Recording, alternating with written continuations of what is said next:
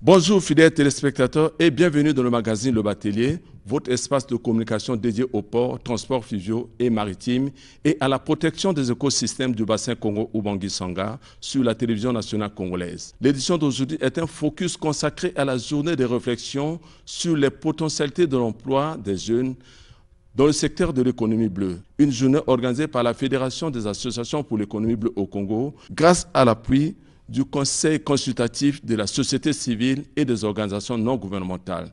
Je vous convie donc de suivre tour à tour des allocutions prononcées par le président de la FAEBECO et par le secrétaire permanent du Conseil consultatif de la société civile et des organisations non gouvernementales.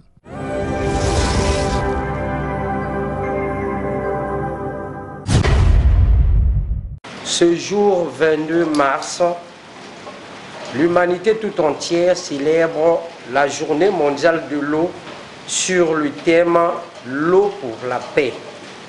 Et nous, Fédération des associations pour l'économie bleue au Congo, FAEBECO en sigle, organisation de la société civile spécialisée sur les questions de l'eau dans toute sa diversité, avons pensé s'associer à toute la communauté internationale pour célébrer cette journée sur une réflexion liée à la création d'emplois potentiels dans le domaine de l'économie bleue en cette année dédiée à la jeunesse, présenter les milieux d'emploi que nous pouvons avoir dans le domaine de l'eau.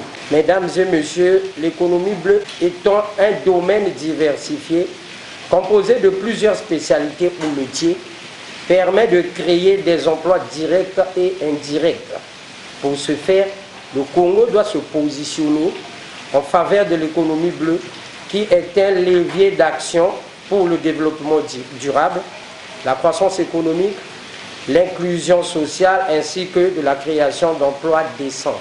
Au regard du contenu de votre note conceptuelle pour cette activité, tient dans cette dynamique à susciter la réflexion et mener des actions allant dans le sens de sensibiliser, informer et promouvoir les emplois autour de l'eau, notamment l'océan Atlantique, le fleuve, les lacs et les rivières. Dans un contexte où le manque d'emploi, le chômage, l'oisivité des jeunes, avec les effets pervers que cela entraîne, focalise aujourd'hui l'attention des pouvoirs publics, comment ne pas explorer une piste de solution comme celle de l'économie bleue? En ce qui nous concerne, je peux vous rassurer de la constance et la disponibilité du Conseil consultatif de la société civile et des organisations non gouvernementales à vous accompagner dans toute la mesure de ses capacités.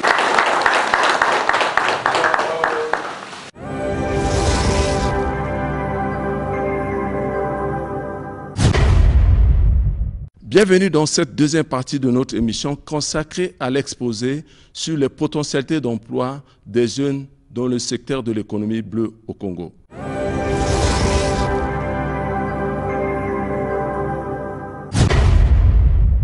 Je suis M. Alexis de la Rivière, journaliste à Télé Congo. Je suis le vice-président de la Fédération des associations pour l'économie bleue au Congo. Aujourd'hui, comme l'a dit le président, la communauté internationale célèbre la journée mondiale de l'eau. Alors, qui dit l'eau, dit économie bleue. Les opportunités d'emploi des jeunes dans le secteur de l'économie bleue. Alors, nous avons pris comme référence le mot de fin d'année du chef de l'État qui dit l'année 2024 est dédiée à la jeunesse. Généralement, quand on parle de l'année dédiée à la jeunesse, tout le monde pense à la fonction publique et ailleurs, mais on ignore le secteur de l'économie bleue. Pourquoi? Parce que c'est d'abord un secteur qui n'est pas du tout bien connu. Quand on parle de l'économie bleue, beaucoup de gens qui évoluent même dans le secteur de l'économie bleue ignorent qu'ils sont dans l'économie bleue. Donc nous avons pensé qu'aujourd'hui, en organisant cette journée, c'est aussi une façon de vulgariser, sinon de sensibiliser le pouvoir public à côté de la fonction publique, à côté d'autres secteurs qui peuvent résorber le chômage. Et il y a aussi le secteur de l'économie bleue qui est porteur d'emplois l'on ne connaît pas très bien. Donc ensemble, nous allons explorer toutes les pistes, sinon les niches d'emploi générées par l'économie bleue. On a pris l'image de bateau, pourquoi? Parce que le bateau fait partie de l'économie bleue. Dans son message à la nation de fin d'année, le chef d'État avait dédié l'année 2024, l'année de la jeunesse, en soulignant ainsi l'importance de créer des opportunités d'emploi pour les jeunes Congolais. Dans cet exposé, nous allons ensemble, quand vous aurez compris ce que c'est que l'économie bleue, ensemble on va explorer quels sont les types d'emplois qui peuvent être créés par l'économie bleue. Parce que pour l'instant, il y a certains qui ne maîtrisent pas encore ce que c'est que l'économie bleue. On va définir et comme ça, ensemble, on va voir quels sont les potentiels emplois qui pourront être créés dans le domaine de l'économie bleue. Alors, le secteur de l'économie bleue constitue, aux côtés d'autres secteurs de la vie du pays, une niche d'emploi ignorée par les pouvoirs publics.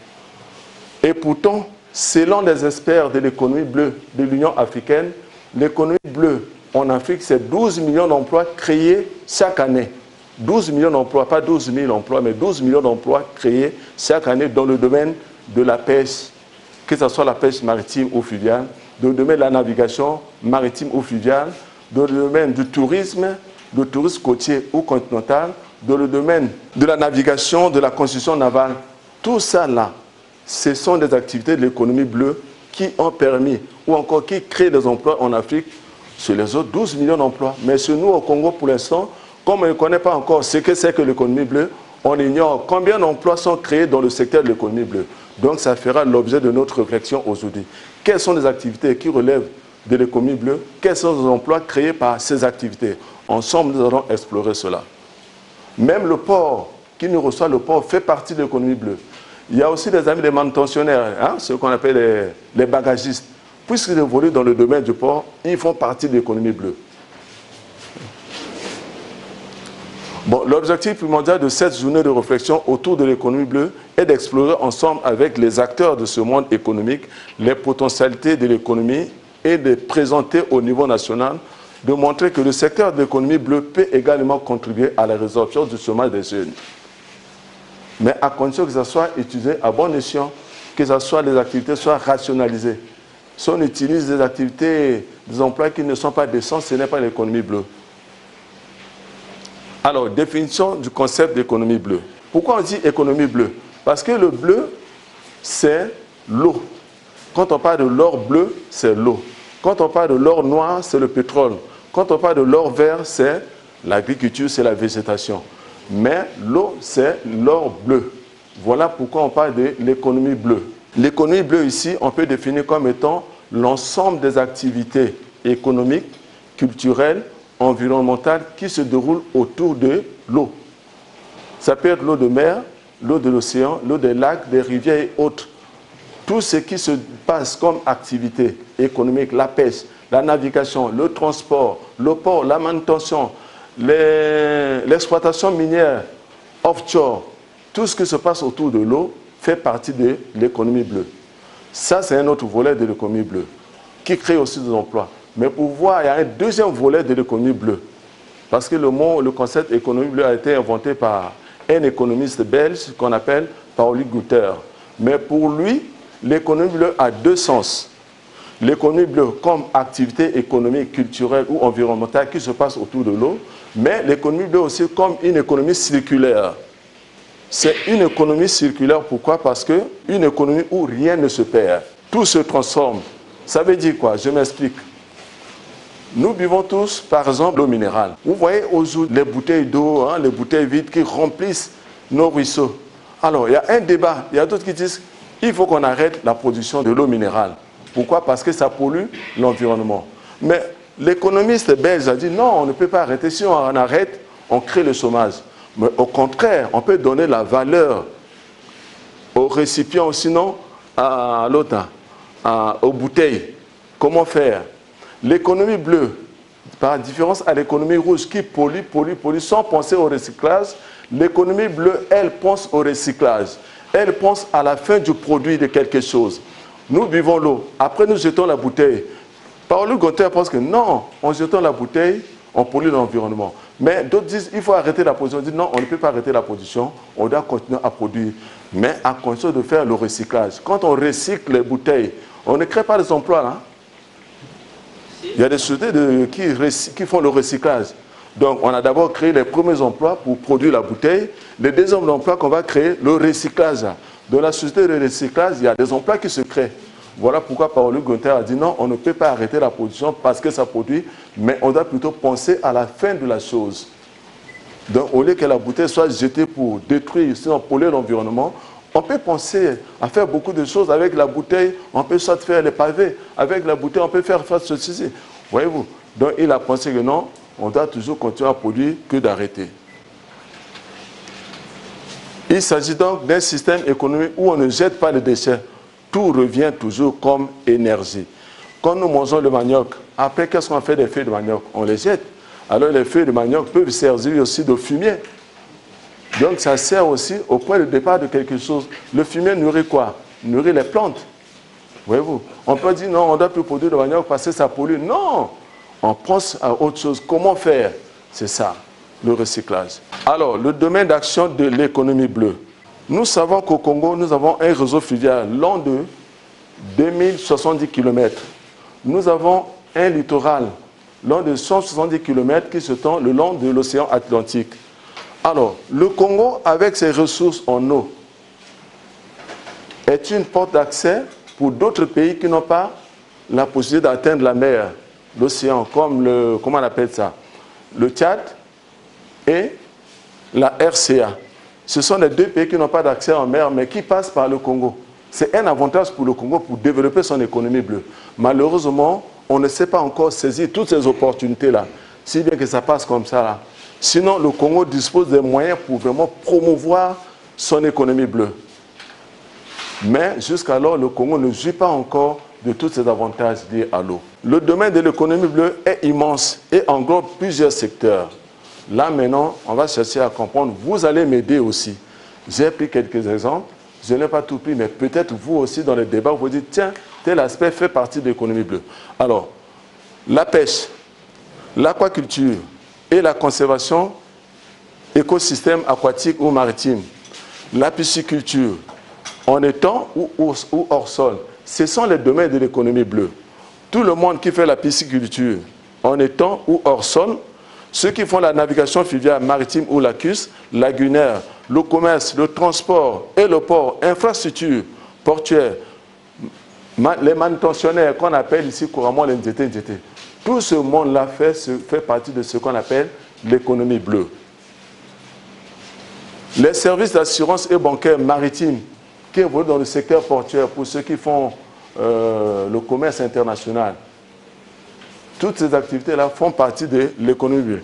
L'exploitation pétrolière ou minière offshore, l'exploitation pétrolière fait partie de l'économie bleue, mais à condition que ça se passe sous l'eau. Ce n'est pas l'exploitation onshore. Quand ça se passe sous l'eau, c'est l'économie bleue. Les services paragaziers, c'est la même chose. Exploitation des câbles marins. Alors, on parle de câbles marins, de la fibre optique, ça fait partie aussi de l'économie bleue, parce que ça passe par, ce n'est pas un câble aérien, mais c'est un câble sous-marin. Ça fait partie aussi de l'économie bleue. La production d'énergie, des hydrocarbures et minéraux fait partie aussi de l'économie bleue. Le tourisme et le loisir, on voit souvent, par exemple, Mami Wata avec les jet skis et autres. Le loisir, ceux qui font, je pense, à l'hôtel Africa aussi, qui organise le tourisme fluvial. C'est ce qu'on appelle le tourisme bleu. Et il fait partie de l'économie bleue.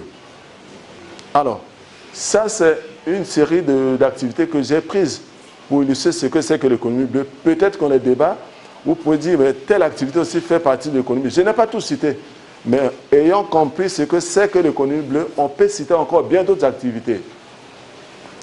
Alors, le potentiel de l'économie bleue, c'est-à-dire les emplois, les activités de l'économie bleue. Et l'aquaculture, c'est aussi les potentialités de l'économie bleue, puisque nous avons les potentialités pour développer l'aquaculture. Mais pourquoi ne pas former les jeunes à travailler dans le secteur de l'élevage de poissons? Ça crée aussi des emplois, que d'attendre seulement la fonction publique. L'aquaculture, on peut former les jeunes à travailler dans l'élevage de poissons, de crevettes, parce que l'aquaculture est globalisante. Quand on parle d'aquaculture, on ne voit pas seulement l'élevage de poissons. C'est la pisciculture qui est l'élevage de poissons. L'aquaculture englobe l'élevage de poissons, des crevettes, des crocodiles, des tortues et autres. Ça, c'est l'aquaculture. Est-ce qu'on ne peut pas former nos jeunes dans le domaine de l'aquaculture?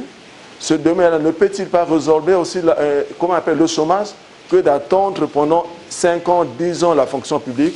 Mais on peut aussi former les gens dans l'aquaculture. Ça crée aussi des emplois. La pêche. Très souvent, quand on dit, bon, pour nous au Congo, la pêche devient comme une injure, quitte la pêcheur, pauvre pêcheur. Non, il n'y a pas de ce métier, il n'y a que des sortes de gens. Quand on parle d'économie bleue, l'élément premier, c'est d'abord la pêche.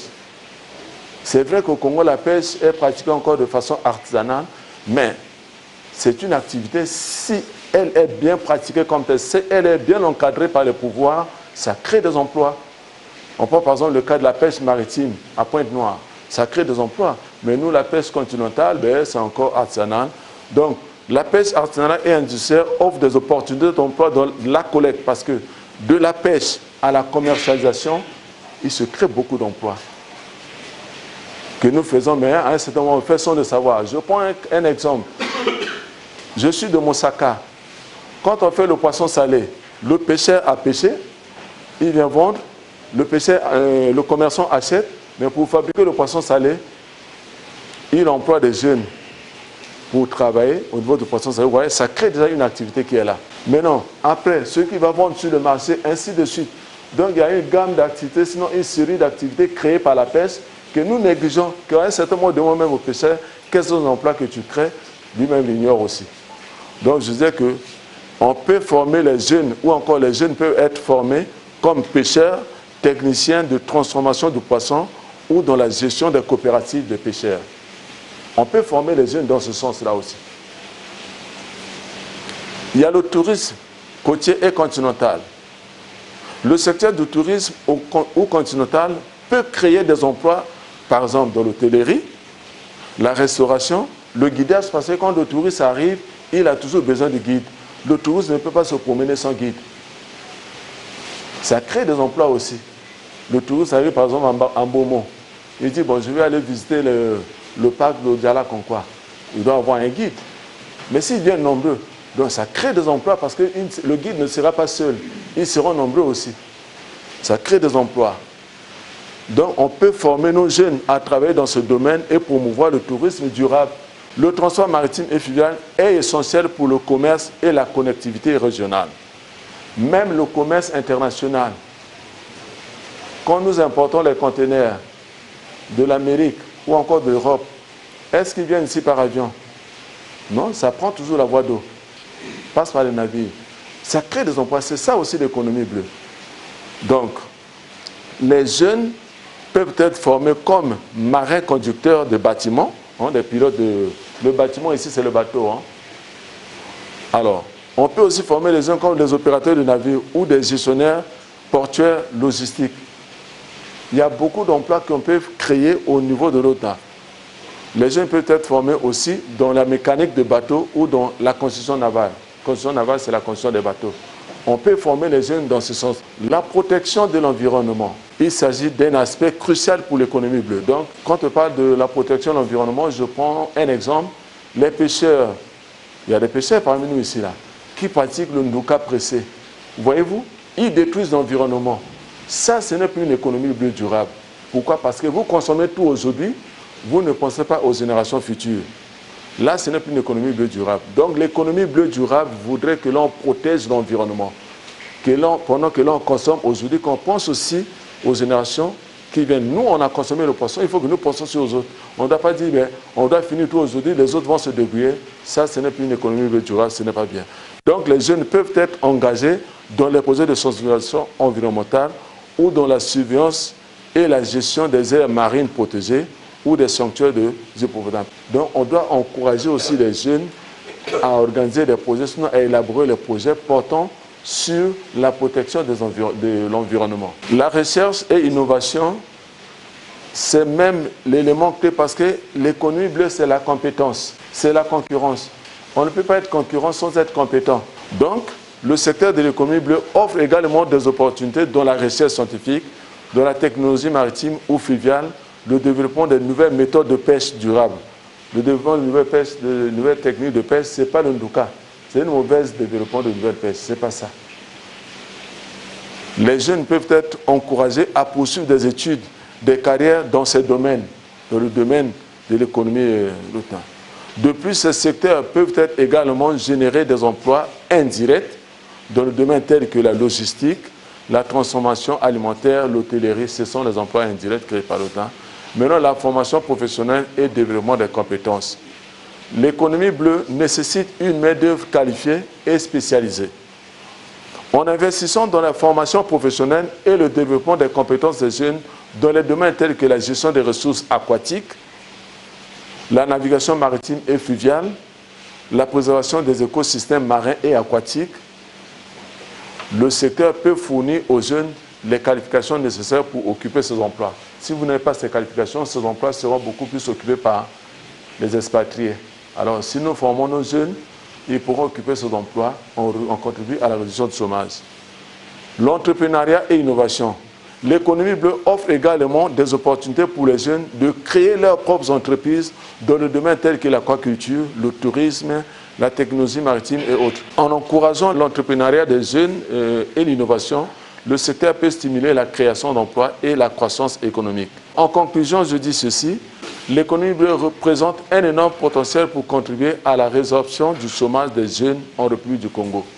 Donc, s'il y a des secteurs sur lesquels l'on peut compter pour résoudre le problème du chômage des jeunes au Congo, il y a aussi le secteur de l'économie bleue. C'est vous et nous qui devons faire la promotion. Vous les pêcheurs, vous les armateurs, qui devons faire la promotion. Je pense que le message était bien clair et net. Ce que je voulais apporter encore comme précision, c'est que nous sommes dans le domaine du transport fluvial. Et à travers le transport fluvial, il y a plusieurs opportunités connexes, telles qu'il venait de citer tout à l'heure, la manutention, les acconages, il y a aussi les déclarations, il y a aussi l'aspect sécurité et des entretiens. Ce sont des opportunités liées au secteur du transport fluvial. Donc c'est un peu ça ce que j'allais apporter comme éclaircissement. Il y en a bien d'autres, on va peut-être... L'initiative est bonne, hein, de se préoccuper de l'économie bleue. Moi, ce qui m'a surpris un peu, c'est le fait que vous n'ayez pas associé le fonds bleu. Parce que c'est une activité connexe, le fonds bleu et l'économie bleue. Parce que c'est le fonds bleu qui dispose des moyens. J'ai suivi le diapo. Oui. Et vous avez dit que c'est des métiers qui sont inconnus. Bon, c'est vrai, les métiers existent. Ils l'ont fait, ça existe déjà, les bagagistes, le transport, que ce soit entre Kinshasa et Brazza, ou le long du fleuve. Ça s'est fait depuis, ils n'ont pas eu besoin d'une certaine propagande ou, je ne sais pas, pour exister. Le problème en clair pour ce type de métier, c'est l'accompagnement. Ça n'existe pas. Il n'y a pas un plan d'accompagnement, un plan de soutien, un plan de formation. Il n'y a pas un plan de formation. Parce que ces métiers-là, pour que ça existe, il faut qu'il y ait de l'appui. L'appui financier n'existe pas. Il n'y a pas de banque d'appui. Membre de l'association des professionnels et de la navigation indirecte du Congo, appui conseil. Bon, ce n'est peut-être pas une question, mais je voulais quand même, avant tout, féliciter le brillant exposé de M. Alexis Larivière. C'est pour la première fois, parce que moi, le distinguo, comme vient de dire le doyen, entre l'économie bleue et le fonds bleu, je ne le maîtrisais pas bien. Ça me faisait une confusion, mais aujourd'hui, quand même, vraiment, ça en féliciter. Vraiment, je sens vraiment l'importance. Le plus grand problème ici, d'après moi, c'est la vulgarisation. Parce que beaucoup de gens qui sont ici, ça nous demande, ne maîtrisent pas hein, tout ce qu'il vient de dire. C'est vrai qu'il y a les ouvriers du fleuve, les agents du fleuve, mais le métier comme tel, est-ce que les gens en maîtrisent? Parce que moi ici, je pense que le plus grand problème, c'est la sensibilisation. Que voilà, ce que vous faites là, c'est le fond bleu. Vous êtes docker, vous êtes consignateur, vous êtes ceci, voilà, vous êtes dans le fond bleu. Pourquoi c'est ça? Pour moi, je pense que c'était la sensibilisation. C'est peut-être pas parler de le financement maintenant. Le financement vient après. Parce qu'avant tout, c'est la sensibilisation, informer les gens. Je vais seulement aborder le côté formation parce qu'il a dit Il faut la formation, il faut le financement. Moi, je n'ai rien à dire concernant le financement, je ne sais pas comment ça se passe. Mais au niveau de la formation, il y a un grand travail qui est prévu. Et le moment venu, je crois que M. Alexis et le président vont vous donner les détails. Parce que par exemple, à Kinshasa, nous avons formé pratiquement une centaine de membres déjà, l'année passée, en 2023. Nous avons fait des études dans pratiquement 22 pays.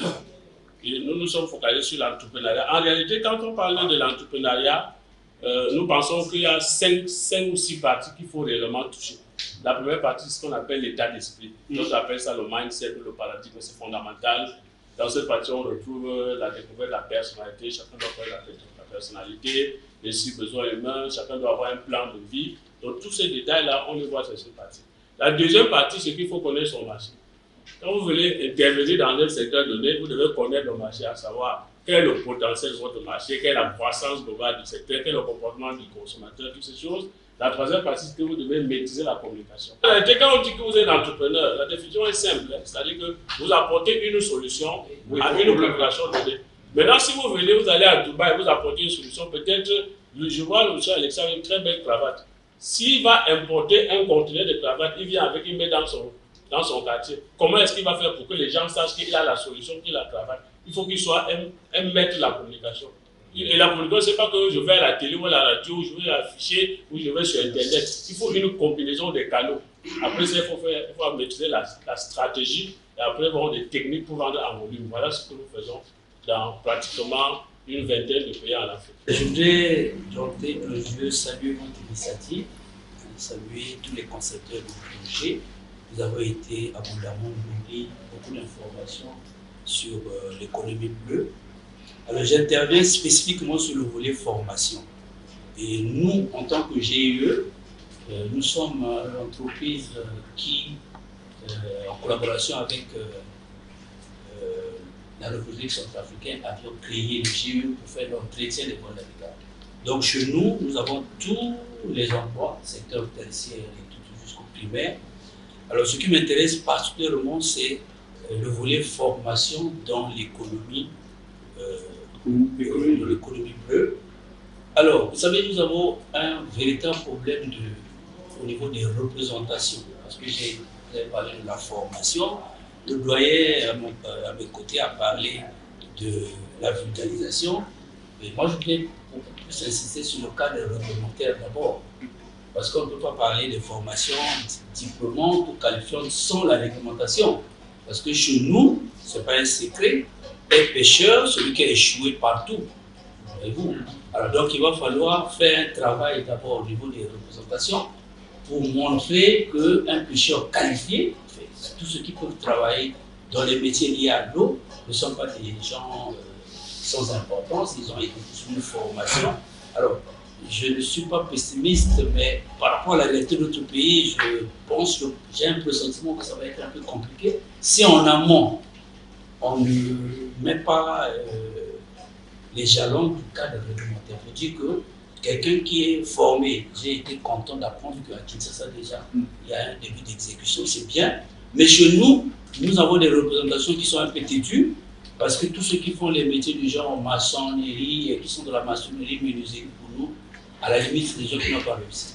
Alors, à plus forte raison, toutes les opportunités qui peuvent, je suis d'accord avec vous, résoudre le problème du chômage. Nous avons des représentations chez nous. Chez nous, est important, est valorisé, celui qui travaille au bureau. Je veux d'abord remercier l'invitation du président et remercier M. de la Rivière qui nous a fait un brillant exposé sur les potentialités des métiers concernant l'économie bleue. Mais je me rends compte que nous sommes comme M. Jourdain dans le bourgeois gentilhomme qui faisait de la prose sans le savoir. Nous qui sommes du port et tête du métier, aujourd'hui nous découvrons l'économie bleue. Toutefois, nous sommes acteurs de cette économie, mais pour la plupart, nous ne le savions pas. Donc, Monsieur de la Rivière, merci pour cet éclairage. Premièrement, je remercie le bureau pour le travail de la vulgarisation. Je pense que c'est le travail qui doit être continué. pour pousser les réformes. De telle sorte que même un pêcheur, il ne va plus dire que je suis seulement un pêcheur. Il va maintenant prendre, comment on appelle, la pêche comme étant un métier. Je vais intervenir par rapport à l'exposé de M. Larivière sur les corps sur les métiers. Ce fait que les débats se tourner plus dans le cadre plus de la sensibilisation, mais je vais rester dans le corps. Parce que ici, c'était de voir quelles étaient les opportunités des métiers. Dans son exposé, ce que j'ai vu, il a présenté plus les corps de métier. Mais il n'est pas allé en profondeur pour savoir quels sont les différents métiers qui sont là-dedans. Je vais souhaiter qu'on essaie beaucoup. Lorsqu'on dit par exemple la pêche, c'est un corps de métier. Il y a beaucoup des activités que les gens peuvent faire. Par exemple, nous avions aussi par exemple, la construction navale. Ça, c'est un corps de métier. Ce sont des corps de métier qui sont dans l'économie bleue. Mais au fond, qu'est-ce qu'il y a? Parce que il faut voir que quelqu'un ne peut pas se former pour la construction navale, c'est un corps de métier. Je vais par exemple le faire pour faire des études sur la mécanique des bateaux. Je devais mécaniser le bateau. Donc c'est un peu dans ce sens que je voulais qu'on essaie un peu d'approfondir l'idée. Il y a des corps de métier, mais quelles sont les spécificités qui sont dans le corps de métier? C'est une journée de réflexion sûre. Donc c'est un premier pas. J'avais aussi besoin de votre contribution parce que je n'ai pas tout dit. Mais le reste, ça sera complété par vous. Moi, je me réjouis de vos questions parce que ça prouve qu'on commence à comprendre. Donc on pourra aller ensemble. Voyez-vous? Donc on pourra faire ce qu'on a fait aujourd'hui, c'est le premier pas. Demain, on fera un deuxième pas. On va aller en s'améliorant à chaque fois qu'on aura organisé des activités.